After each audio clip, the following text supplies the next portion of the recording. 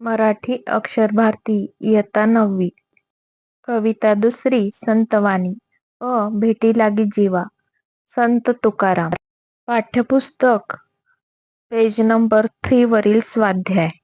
प्रश्न पहिला, तक्ता पूर्ण करा. आकडा 1, वाट बघणारा चकोर. कोणाची वाट बघतो तर पौर्णिमेच्या चंद्रमाची. वाट बघण्याचे कारण चंद्रकिरण हेच त्याचे जीवन. आकडा 2, लेक मुलगी. कोणाची वाट बघते? माहेरचे बोलावणे येण्याची. वाट बघण्याचे कारण दिवाळीला माहेरात जायला मिळते. आकडा 3, भुकेलेले बाळ. कोणाची वाट बघतो? आईची. वाट बघण्याचे कारण खायला मिळेल म्हणून. आकडा 4, संत तुकाराम. कोणाची वाट बघतो? पांडुरंगाची. वाट पाहण्याचे कारण श्रीमुख पाहायला मिळावे म्हणजेच दर्शन मिळावे म्हणून. प्रश्न दुसरा, योग्य अर्थ शोधा. आकडा, आस लावणे म्हणजे ध्यास लावणे. आकडा आ, वाटुली म्हणजे वाट. प्रश्न तिसरा, भावार्थाधारित. आकडा 1, संत तुकारामांनी पांडुरंगाच्या भेटीबाबत दिलेल्या दृष्टांतातील तुम्हाला आवडलेला दृष्टांत स्पष्ट करा. उत्तर, श्री विठ्ठलाचे दर्शन व्हावे यासाठी संत तुकारामांचे मन आतुर झाले आहे. भुकेलिवा बाळ अति शोक करी हा दृष्टांत मला आवडला. भुकेलेले बाळ काही खायला मिळावे म्हणून रडून आईकडे हट्ट करते. यामध्ये आई आणि बाळाचे मायेचे नाते दिसून येते. संत तुकाराम म्हणतात, तू माझी माऊली, मी तुझे बाळ आहे.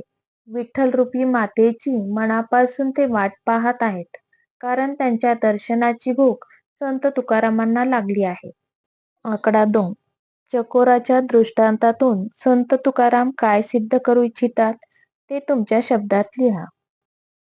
उत्तर, चकोर पक्षाला चंद्रातून पाझरणारे चांदणे हेच जीवन असते.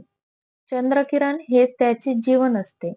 चकोर पक्षी चंद्रकिरणांसाठी उतावळा असतो. त्याचप्रमाणे संत तुकारामांचे मन विठ्ठल भेटीसाठी व्याकुळ झाले आहे.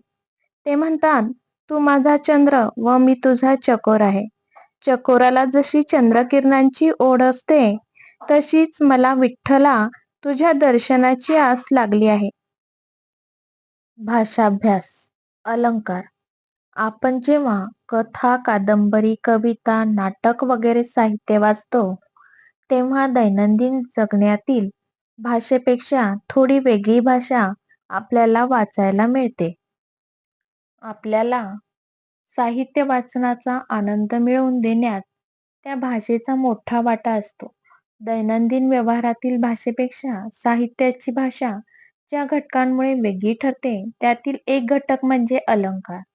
अलंकार भाषेचे सौंदर्य कसे खुलवतात हे आपल्याला आणखी काही उदाहरणे घेऊन पाहायचे आहे. अलंकाराचे मुख्य 2 प्रकार, एक शब्दालंकार आणि दुसरा अर्थालंकार. शब्दालंकारांचे अजून काही प्रकार पडतात. उदाहरणार्थ, एक यमक, दुसरा अनुप्रास, तिसरा श्लेष इत्यादी. अर्थालंकाराचेही प्रकार पडतात. उदाहरणार्थ, उपमा, उत्प्रेक्षा, रूपक, दृष्टांत, अपनुती, व्यतिरेक, चेतन गुणोक्ती इत्यादी.